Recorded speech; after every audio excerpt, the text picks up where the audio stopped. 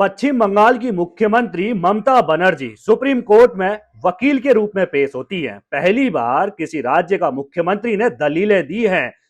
क्या मुख्यमंत्री ममता बनर्जी वकील हैं? क्या वो दलीलें दे सकती हैं? ये सबसे बड़ा सवाल जो है सोशल मीडिया पर घूम रहा है। लेकिन आपको पूरी खबर विस्तार से हम बताते हैं। दरअसल ममता बनर्जी यानी कि पश्चिम बंगाल की मुख्यमंत्री एसआईआर के खिलाफ सुप्रीम कोर्ट में पहुंची हुई थी। सुप्रीम कोर्ट का दरवाजा खटखटाया हुआ था। संविधान के 32 अनुच्छेद के तहत वो सुप्रीम कोर्ट पहुंची हुई थी कि भाई एसआईआर जो है वो सरकार गिराने के खिलाफ कराया जा रहा है। बीजेपी की तरफ से चुनाव आयोग को हथियार बनाकर किया जा रहा है। इसीलिए सुप्रीम कोर्ट में ममता बनर्जी ने अपील दायर की थी। पूरी कानूनी टीम के साथ खुद ममता बनर्जी सुप्रीम कोर्ट पहुंचती हैं। वकील की ड्रेस पर यानी कि सफेद साड़ी, उसके ऊपर से काला कोट पहनकर ममता बनर्जी सुप्रीम कोर्ट पहुंचती है और पूरी उनके साथ जो है कानूनी टीम भी मौजूद रहती है। सुप्रीम कोर्ट पहुंचने के बाद Mamata Banerjee supreme court CJI जज से सीधे तौर पर कहती है कि मुझे 10 मिनट बोलने का मौका दिया जाए।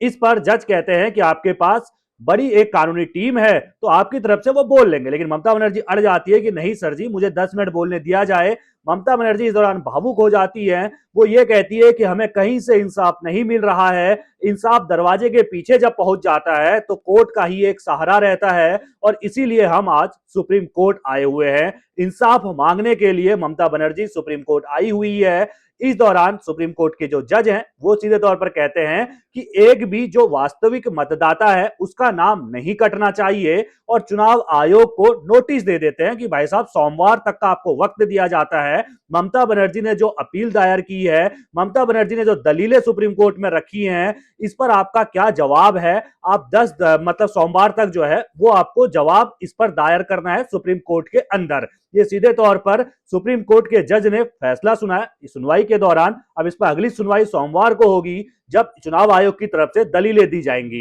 लेकिन एसआईआर को लेकर देश भर में बवाल मचा हुआ है। उसके बावजूद भी एसआईआर कराया जा रहा है। क्या एसआईआर में खामियां हैं? कुछ खामियां तो नहीं होनी चाहिए। एसआईआर का मतलब क्या है? एसआईआर का मतलब यह है कि जो लोग जिनकी मृत्यु हो चुकी है या वो लोग जो अब उस राज्य से हटकर दूसरे राज्य में काम की तलाश में गए और उन्होंने वहीं कर अपना आधार कार्ड, वोटर आईडी कार्ड बना लिया ताकि आदमी दो दो जगह वोट ना दे पाए। ये तो गलत बात है बिल्कुल भाई। इसमें तो हटना चाहिए नाम, जो दो दो जगह नाम है और जो जिनकी मृत्यु हो चुकी है उनका नाम भी हटना चाहिए। उनके नाम पर क्यों वोटर आईडी कार्ड अभी भी बना हुआ है?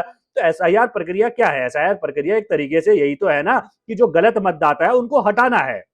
लेकिन इसका विरोध विपक्ष लगातार कर रहा है। उसकी वजह क्या है? उसकी वजह यह है कि विपक्ष का आरोप है कि बीजेपी के इशारों पर चुनाव आयोग काम कर रहा है और जहां पर हमारे ज्यादा मतदाता है कुछ ना कुछ खामियां निकालकर उन मतदाताओं का नाम काटा जा रहा है। तो सीधे तौर पर आपने बिहार में देखा, राहुल गांधी, तेजस्वी यादव लगातार एसआईआर को लेकर मुखर रहे। रैली तक उन्होंने निकाली कि वोटर बचाओ यात्रा यहां पर निकाली गई थी बिहार के अंदर। उसका फायदा भले ही यहां पर इंडिया गठबंधन को ना हुआ हो, लेकिन उसके बाद अब देश के 12 राज्यों में पहले चरण में एसआईआर कराया जा रहा है। जहां जहां पहले चुनाव है, पश्चिम बंगाल में इसी साल चुनाव होने वाले हैं। पश्चिम बंगाल में भी एसआईआर की प्रक्रिया तेजी से चल रही है। ममता बनर्जी लगातार जो है एसआईआर के खिलाफ है कि भाई एसआईआर के तहत जो है वो नाम काटे जा रहे हैं, हमारे मतदाताओं के नाम काटे जा रहे हैं। उन्होंने हाईकोर्ट का भी दरवाजा खटखटाया। यहां तक कि अब वो सुप्रीम कोर्ट जब पहुंची हुई है तो खुद वकील जो है वकील के भेस में पहुंच जाती है। खुद जो है उन्होंने एलएलबी की हुई है। लेकिन अब आपको यहां पर ये कानूनी पेच भी समझना होगा कि भाई ममता बनर्जी ने एलएलबी तो की है, यानी कि उन्होंने वकील की वकालत की जो है वो पढ़ाई की हुई है। लेकिन क्या वो दलीलें दे सकती है? नहीं, दलीलें नहीं दी जा सकती है ऐसे। अगर आपने मात्र खाली एलएलबी की पढ़ाई कर ली इसका मतलब ये नहीं कि आप सुप्रीम कोर्ट में जाकर दलीलें दे पाए। वकील बनने के लिए आपको प्रैक्टिस करनी जरूरी होती है। लेकिन ममता बनर्जी तो मुख्यमंत्री है, उन्होंने प्रैक्टिस तो की नहीं है या मौजूदा समय में वो कहीं वकालत तो करती नहीं है। तो सीधे तौर पर ममता बनर्जी ने भले ही एलएलबी की हो लेकिन वो दलीलें नहीं दे सकती है, वो वकालत नहीं कर सकती है। लेकिन उसके बावजूद भी सुप्रीम कोर्ट पहुंचती है, उनकी बात सुनी जाती है। क्योंकि भाई एक राज्य का मुख्यमंत्री है जो अपनी बात रखना चाहता है तो सुप्रीम कोर्ट ने कहा ठीक है जी, हम आपकी बात सुनते हैं। भले ही पहले सुप्रीम कोर्ट ने कहा हो कि आपके पास एक बड़ी कानूनी टीम है जो आपकी बात रख सकती है, लेकिन ममता बनर्जी भावुक होती है